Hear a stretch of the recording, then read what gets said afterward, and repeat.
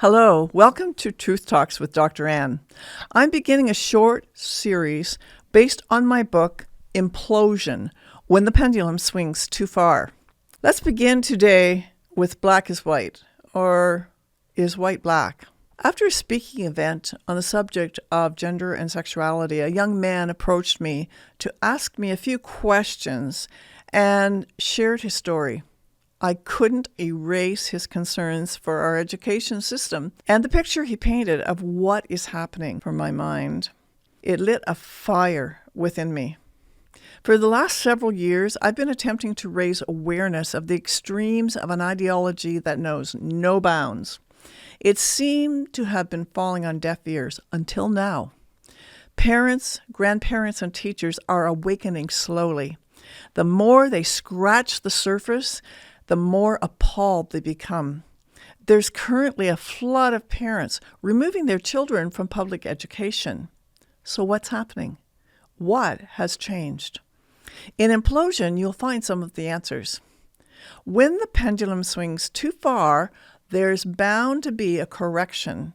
And I believe we're on the verge of this correction. We aren't there yet, but perhaps this book will increase the momentum of change, and in doing so, we can throw a lifeline to our children. How well I remember my mom saying to me, some people would argue black is white. She was meaning, of course, that people would argue for their position, their ideas, their opinions, even when the truth was staring them right in the face. We have now entered an era where people not only fight for their position, no matter the reality, but now everyone else must wholeheartedly agree with those perceptions or the consequence of being socially ostracized. Last week, I met this lovely teacher, a 40-year-old black man, gracious, courteous, intelligent, and well able to separate truth from lies.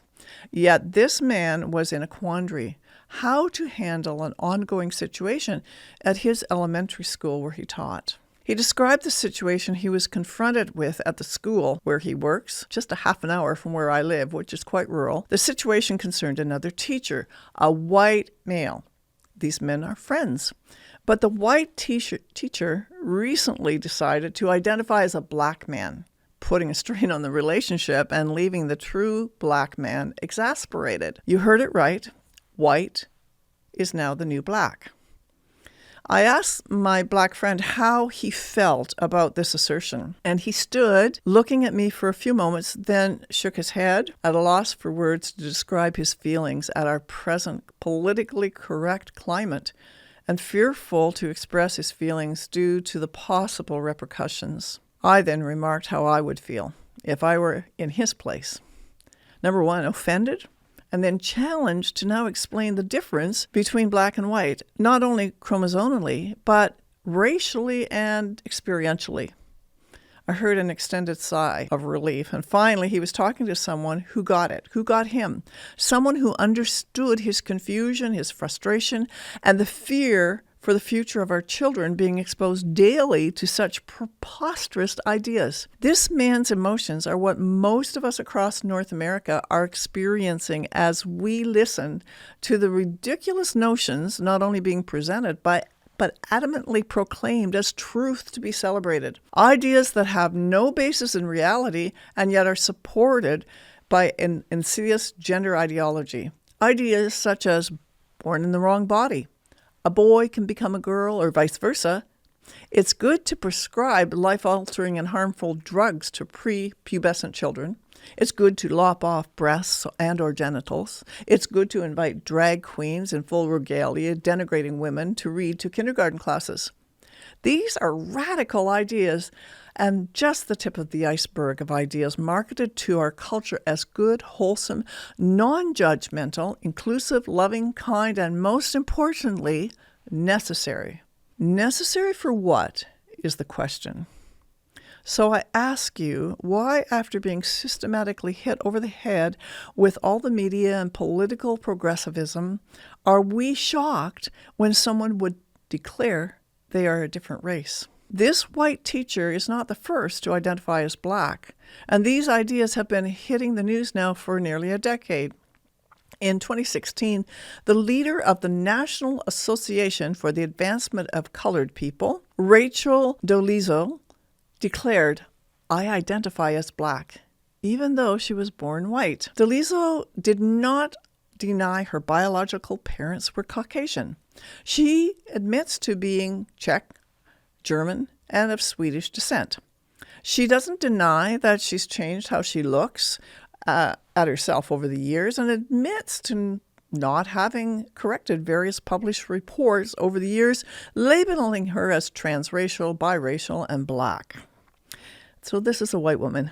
What adults do to or with their bodies is their personal decision, right? They're not hurting anyone else, right? That's how the argument goes. But let's call a spade a spade. Sure, they're free to do whatever they like, but there are ramifications that have far-reaching consequences, not only for them, but for everyone in society. Listen to this statement from 2019 by the UK Universities and Colleges Union. Regardless of skin tone, people should be able to identify as Black. This union represents 120,000 academics set out their stance after facing criticism over the labeling of transgender people, saying they support self-identification in a variety of areas. Listen again. A Universities and Colleges Union publishes a statement that is nothing more than an outright lie. Of course, gender theory lies have been circulating for decades, but this statement does show clearly the depth of corruption within academia. What the universities adopt as truth becomes truth for entire generations. This union also stated, "Our rules commit us to ending all forms of discrimination, bigotry, stereotyping. UCU has a long history of enabling members to self-identify, whether that's being Black, disabled, LGBT, or women." Wow. I don't identify as a woman. I am a woman by biological design. And what about the truly disabled? They don't identify as disabled. They have medical proof they are disabled. And how disingenuous to minimize the truth in order to placate deceptive ideologies. Well, I go on. The union then added, UCU also supports a social rather than medical model of gender recognition that will help challenge repressive gender stereotypes in the workplace and in society. Hello, universities support social rather than a medical model. This has nothing to do with accurate, verifiable research, but rather an educational and political agenda as well as a social contagion. Calling white person Black, a male a female, a mother a father, a child a cat is deception, plain and simple. Academics, politicians, media personnel are not only deceiving themselves, but they are causing a mass confusion and psychosis in our society that blurs reality. We have a mentally confused culture creating mentally ill people. Worst of all, these assertions harm our children. Our most vulnerable are being brainwashed into believing lies. The continued bombardment of false information is literally changing the brains of our children. New neural pathways are being formed in order to accommodate this novel and very damaging information. And in the process, children's minds that instinctively know these claims are not truth are now reeling to have to grasp what is right and what is wrong. These children under constant verbal attack and emotional abuse in our schools have little choice. They succumb to the lies and go with the flow, numbing their cognizance, shutting down completely, or silently object and quietly keep their heads down, kind of like the teacher. The only other option is speaking out, but as we've seen in Canada, there's a high cost to challenging the narrative. In order to maintain any level of sanity, it is imperative that our children give in to these lies in order to survive in their system, the school system. They have to pretend to go along with the flow and declare themselves by a false identity of gender, bisexual, biracial, alien, and soon coming transhuman. This is the new road to be traveled with least resistance. And for those who succumb to transitioning to something other than they really are, they enter a new level of mental illness never experienced before in our history. With this, they must fervently support their delusions with aggressive, hate-filled rhetoric aimed at anyone who would challenge their perceptions or in any way disagree with them. Let's take another minute and discuss Oakville teacher Kayla Lemieux. So Kayla is the image of a biological man claiming to be a woman, and she has gone viral. Kayla's picture was taken during class hours while teaching students how to use a skill saw. This is shop class, and it was boys in the class. He was wearing oversized fake breasts. Apparently, she was dressing this way for a considerable amount of time, which begs the question, why wasn't he stopped the moment, pronoun correction, they walked through the front doors of Oakville Trafalgar High School?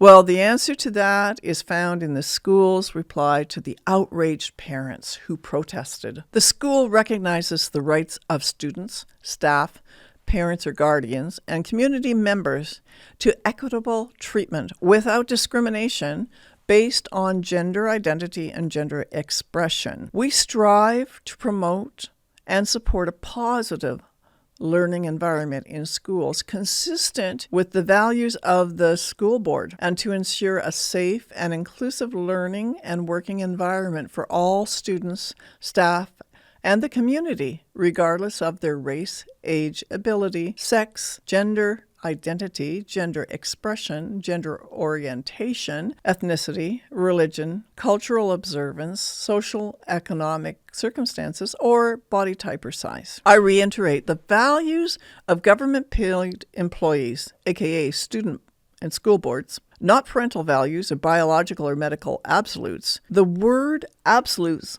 of course, will raise hackles, but so be it. To deny such absolutes is to deny children truth. Equitable means to deal fairly and equally with all concerned. For sure, this is difficult to balance in our present day. After all, Kayla is a declared female.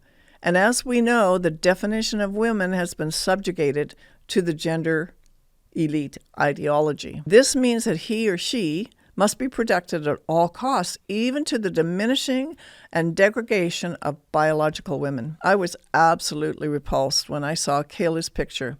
It's offensive, demeaning, and with all gender ideology built on a theory of feeling and delusion. To think that she claims this as an image of a woman boggles the mind. It's absolutely degrading. Kayla, biological male, is an exhibitionist who craves the attention of young teen boys. Wearing such huge prosthetic breasts are primarily associated with computer-generated pornography, in particular what the Japanese call bakuna. I've included the link, but I don't suggest you look at it. Bakuna is nothing more than disgusting and degrading pornography. This word literally means exploding milk breasts, big boobs. This pornography is the ultimate in extreme humiliation and belittling of women and motherhood. To suggest, as many gender ideologists do, that Kayla's image has nothing to do with porn or grooming is absurd. It's pornographic, and you can bet Kayla is enjoying every minute of attention from her class of teen boys. This case may seem extreme, but the whole public school system is intent on training children that there are no limits with sexual expression, and pornographic images should not be challenged. Now, there's been suggestions that Kayla is dressing this way as a way of highlighting the atrocities of the gender delusion, but I have yet to see evidence of that, and also, if that were the case, one day on the premises would have been enough to highlight the issue. Yet, to my knowledge, Kayla continues to dress this way. So, the new norm of the trans women are women is that there is never any real difference between trans, and biological women, except unimportant details arising from physiology. Don't get me wrong. As an adult, Lemieux is free to dress however he wants to in his private life. But what about the school? And I heartily agree with Anna Slatz of Redux when she states this sexualized clown outfit Lemieux is wearing is not something any actually psychologically healthy woman would wear to an ordinary workplace, let alone when working with children. Yes, she's absolutely right. Here, though, is where I disagree with Slatz, because she fails to acknowledge that such behavior is preying on the children. She obviously knows little about teen boys' hormones or fantasy and how easily boys are stimulated. I see Kayla's behavior as an act of sexual grooming, and those in-your-face boobs purposely promote a sexual response from young men. This is one of the reasons that schools probably should reinforce dress codes. Oakville Trafalgar High School's own website states that dress codes must prevent students from wearing clothing that exposes or makes visible genitals and nipples. Imagine the logic of a school board where Shuttleworth declared the board's affirmation of Lemieux's outrageous paraphilia, and which is basically using metal images or behavior that involves unusual or especially socially unacceptable sexual practices, goes no further than the issue of gender rights. Well, it goes far further than that. The Hamilton District School Board has stood by this shop teacher and against parental concerns. Gender rights trump every other imaginable, and particularly rights of the child, parent, and women. By defending Lemieux, the Oakville School Board has put its stamp of approval on pornography, the devaluing of women, and the sexualizing of children, and general moral depravity. Our Ontario Education Minister, Stephen Lecce, stated, "In this province, in our schools, we celebrate our differences, and we also believe there must be the highest standards of professionalism in front of our kids." Okay. So herein lies the dichotomy. How can we have the highest standards of professionalism when we embrace the sexualization of children via inclusivity? What has a sexually free culture accomplished in our education system? You know, according to research, the average sexual offender, let's call them predators, is involved with over 70 children in his or her career of offending, and very few women offend. Let's talk about offending in Ontario schools. As a result of recent amendments to the Ontario Teachers Act, the college has revoked certificates of individuals found to be guilty of an act of professional misconduct consisting or including of sexual abuse of a student or a prohibitive act involving child pornography. So hang on to your seats. From 2008 through 2022, there were a total of 600 teachers whose teaching certificates were revoked in just 14 years.